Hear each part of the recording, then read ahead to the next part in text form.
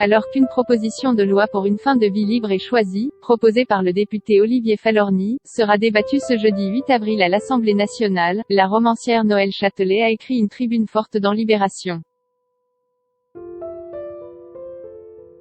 La présidente du comité d'honneur de l'Association pour le droit de mourir dans la dignité se bat depuis plusieurs années pour ceux ou celles qui souhaiteraient choisir les conditions de leur fin de vie.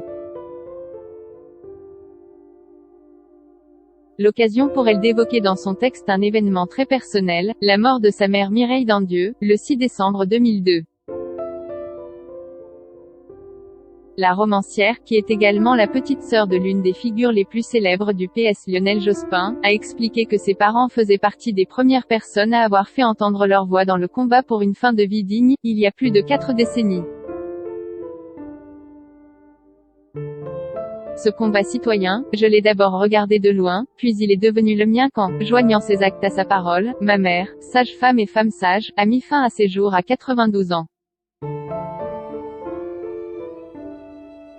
C'était il y a 19 ans. Il m'a fallu son geste exemplaire et sa dernière leçon de mère, celle de l'apprentissage de la mort, pour mesurer l'enjeu, l'évidence de ce libre arbitre légitime.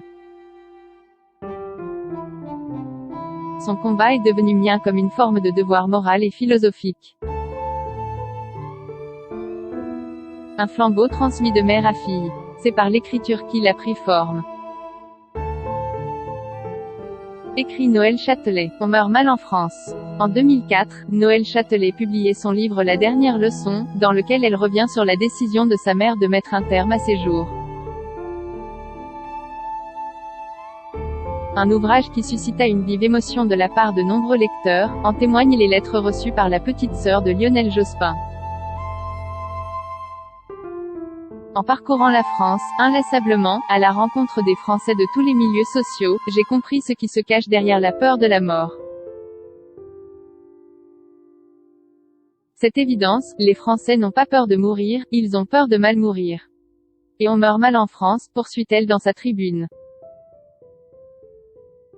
Une opinion qui rejoint également celle de Françoise Hardy, ou encore de Line Renaud, qui écrit dans une lettre relayée par La Voix du Nord, dans laquelle elle déclare « Ayant vécu libre et digne, je ne peux imaginer mourir enchaînée et contrainte.